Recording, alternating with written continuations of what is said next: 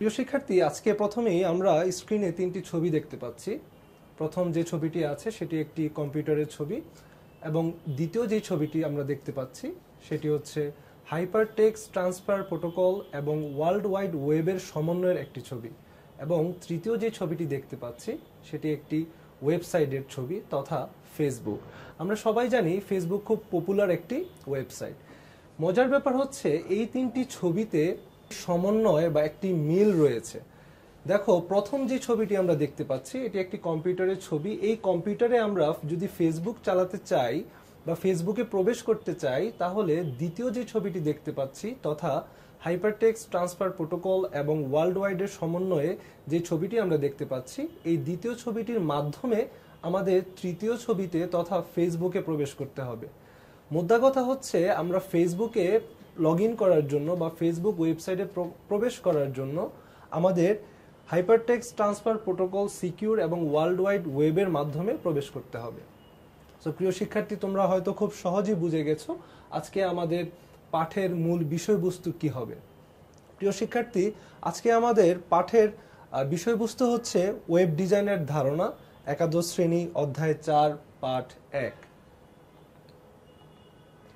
প্রিয় শিক্ষার্থী, আজকে প্রথম থেকে শেষ পর্যন্ত যদি তোমরা আমার সাথে ভিডিওতে থাকো তাহলে তোমরা যেই জিনিসগুলো সম্পর্কে জানতে পাবে, প্রথমত ওয়েব ডিজাইন ও ওয়েব ব্রাউজার সম্পর্কে তোমরা জানতে পাবে, ওয়েবসাইটের প্রকারভেদ ব্যাখ্যা করতে পারবে এবং ওয়েব সার্ভার এবং ওয়েব ক্লায়েন্ট সম্পর্কে বর্ণনা করতে পারবে। সুপ্রিয় শিক্ষার্থীবৃন্দ, স্ক্রিনে একটি ছবি দেখতে পাচ্ছি যেটি সম্পর্কে আমরা কিছুক্ষণ আগেই তোমাদের বলেছি। এখানে আরও কিছু ছবি দেখতে পাচ্ছি, এগুলো এক একটি ওয়েবসাইট। এই Facebook, Google, Instagram, YouTube, Foodpanda, Pathao, এই সবগুলি হচ্ছে এক একটি ওয়েবসাইট। এই ওয়েবসাইটে যদি আমরা প্রবেশ করতে চাই তাহলে আমাদের এই স্ক্রিনে যে ছবিটি দেখতে পাচ্ছি হাইপারটেক্সট ট্রান্সফার প্রোটোকল এবং ওয়ার্ল্ড ওয়াইড ওয়েবের সমন্বয়ে যে ইন্টারনেট অ্যাক্সেসের জন্য আমাদের এই ছবিটির মাধ্যমে যে কোনো একটি ওয়েবসাইটে আমরা প্রবেশ করতে পারবো। সুপ্রিয় শিক্ষার্থীবৃন্দ, স্ক্রিনে আরও দুটি ছবি দেখতে পাচ্ছি। প্রথম যেই দুটি ছবিতে আমরা দেখতে পাচ্ছি যে একটি লোক ক্যালকুলেটর এবং কম্পিউটারের মাধ্যমে হিসেব নিকাশ করছে। স্ক্রিনে আরও দুটি ছবি দেখতে পাচ্ছি। ছবিটি দেখে তোমরা হয়তো বুঝতে পারছো এটি একটি গবেষণালব্ধ কোনো একটি ছবিকে আসলে প্রকাশ করছে। দেখো, কম্পিউটার আবিষ্কারের পর থেকে প্রচুর পরিমাণে হিসাব নিকাশ করা, গবেষণার তথ্য যাচাই বাছাই, সংগ্রহ এবং সংরক্ষণ করার কাজে কম্পিউটার ব্যবহৃত হতো। একদম প্রিমিটিভ স্টেজে কম্পিউটারগুলো সাধারণত এই কাজের জন্য ব্যবহৃত হতো। বড় বড় হিসাব নিকাশ এবং বিভিন্ন গবেষণা এবং মেডিকেল ট্রিটমেন্ট পারপাসে আসলে কম্পিউটারগুলো ব্যবহৃত হতো। প্রিয় শিক্ষার্থীবৃন্দ, আমরা স্ক্রিনে একটি ছবি দেখতে পাচ্ছি। তিনি তথ্য ও যোগাযোগ প্রযুক্তিতে অনেক বড় একটি অবদান রেখেছেন। তিনি আর কেউই নন, তিনি হচ্ছেন ব্রিটিশ কম্পিউটার বিজ্ঞানী টিম বার্নার্স-লি। উনি মূলত WWW তথা ওয়ার্ল্ড ওয়াইড ওয়েব আবিষ্কার করেন। এই টিম বার্নার্স-লিকে WWW অথবা ওয়ার্ল্ড ওয়াইড ওয়েবের জনক বলা হয়। স্ক্রিনে আমরা কিছু ছবি দেখতে পাচ্ছি। দেখো, এখানে স্ক্রিনে যেই ছবিটি আমরা দেখতে পাচ্ছি এখানে ফাইল ট্রান্সফারের একটি দৃশ্য দেখানো হচ্ছে। সুপ্রিয় শিক্ষার্থীবৃন্দ, তোমরা এখানে উপরের যে দুটি ছবি আছে সেই দুটি ছবি থেকে বুঝতে পারছো আসলে একটি কম্পিউটার থেকে অন্য কম্পিউটারে কিভাবে ডাটা বা ফাইল ট্রান্সফার হয়, তারই একটি প্রতিরূপ এখানে দেখানো হচ্ছে।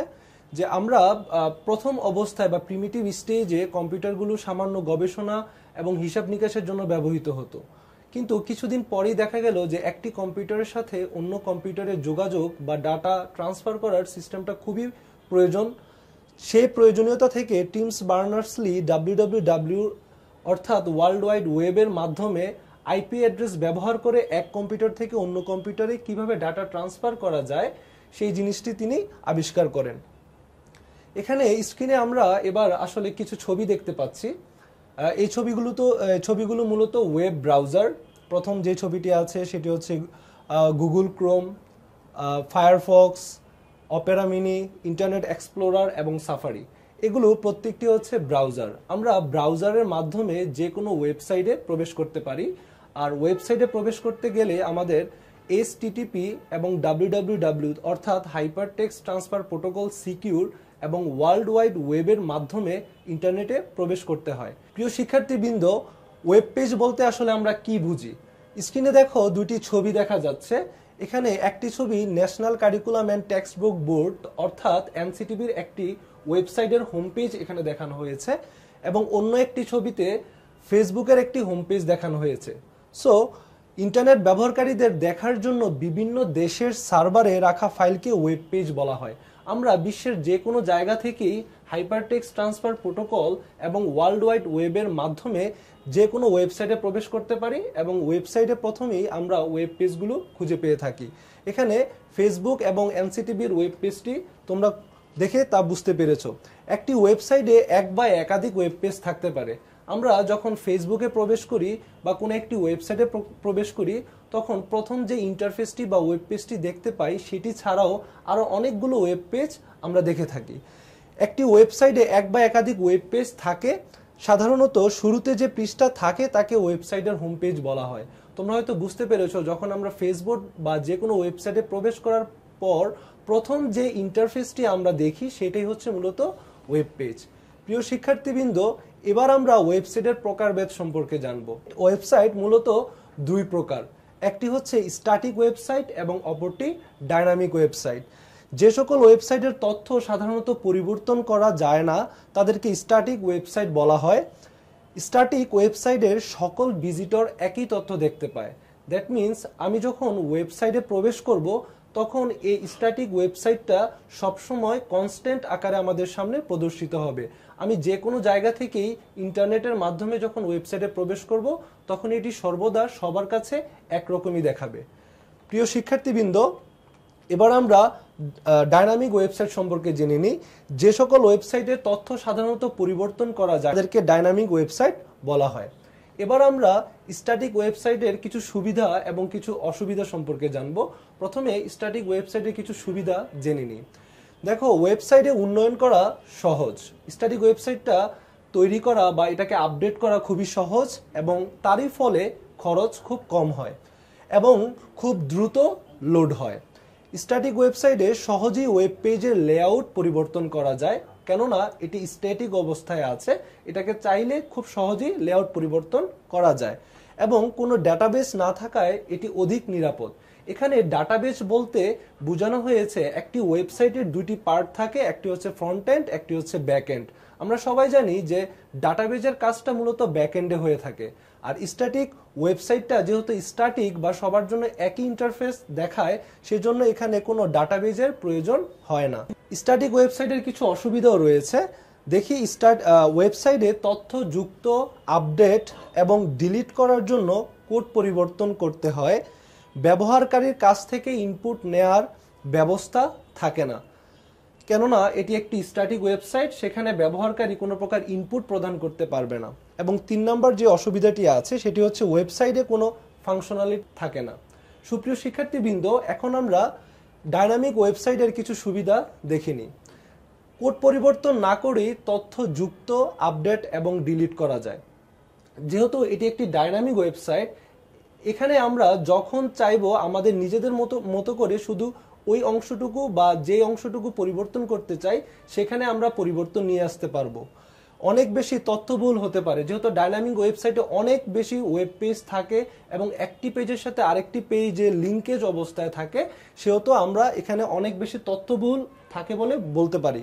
ব্যবহারকারীর কাছ থেকে ইনপুট নেওয়ার ব্যবস্থা থাকে, ব্যবহারকারী যখন চাইবে সেখানে ইনপুট প্রদান করতে পারে। এবং সর্বশেষ, ওয়েবসাইটে যে কোনো ফাংশনালিটি যুক্ত করা যায়। আমরা জেনেছিলাম স্ট্যাটিক ওয়েবসাইটে কোনো ফাংশনালিটি যুক্ত করা যায় না, কিন্তু ডাইনামিক ওয়েবসাইটে আমরা ফাংশনালিটি যুক্ত করতে পারবো। সুপ্রিয় শিক্ষার্থীবৃন্দ, চলো আমরা এবার কিছু ডাইনামিক ওয়েবসাইটের অসুবিধা দেখে নিই।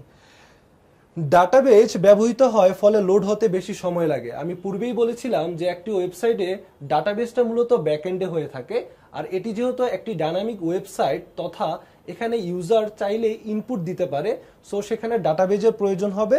আর এই ডাটাবেজটা যদি অনেক বেশি বড় হয় তাহলে সেটি লোড হতে বেশি সময় নেয়।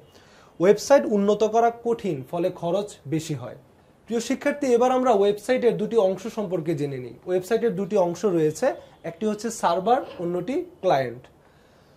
ক্লায়েন্ট মূলত সফটওয়্যার ব্যবহারকারীর ইনপুট নিয়ে সার্ভারের কাছে ডেটা পাঠায়, যাকে বলা হয় রিকোয়েস্ট, আর সার্ভার সেই ডেটা অনুসারে ক্লায়েন্টের কাছে জবাব বা রেসপন্স পাঠায়।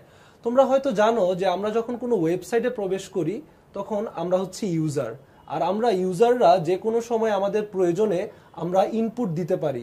অনেক সময় আমাদের ওয়েবসাইটে রেজিস্ট্রেশন করার প্রয়োজন হয়, তখন কিন্তু আমরা ইনপুট প্রদান করে থাকি এবং বিভিন্ন সার্ভারগুলো ওই অনুযায়ী আমাদেরকে বিভিন্ন রেসপন্স পাঠিয়ে থাকে। সার্ভারে যে সফটওয়্যার চলে সেটি সাধারণত একটি প্রোগ্রামিং ভাষা ব্যবহার করে লেখা হয়। এসব কাজের জন্য জনপ্রিয় প্রোগ্রামিং ভাষা হচ্ছে পিএইচপি, পাইথন, জাভা ইত্যাদি। সুপ্রিয় শিক্ষার্থীবৃন্দ, এই পর্যায়ে আমরা একটি অনুশীলন দেখে নিই। দুটি করে স্ট্যাটিক ও ডাইনামিক ওয়েবসাইটের নাম খুঁজে বের করো। তোমরা হয়তো জানো যে পৃথিবীতে হাজারো ওয়েবসাইট রয়েছে, তার মধ্যে কিছু ওয়েবসাইট আছে স্ট্যাটিক এবং কিছু ওয়েবসাইট রয়েছে ডাইনামিক। তোমাদের কাজ হচ্ছে কিছু স্ট্যাটিক বা কিছু ডাইনামিক ওয়েবসাইট তোমরা খুঁজে বের করবে। অ্যাটলিস্ট দুটি স্ট্যাটিক ওয়েবসাইট এবং দুটি ডাইনামিক ওয়েবসাইট বের করে খাতায় লিখবে। সুপ্রিয় শিক্ষার্থীবৃন্দ, ধন্যবাদ তোমাদের সবাইকে প্রথম থেকে শেষ পর্যন্ত ভিডিওটি দেখার জন্য।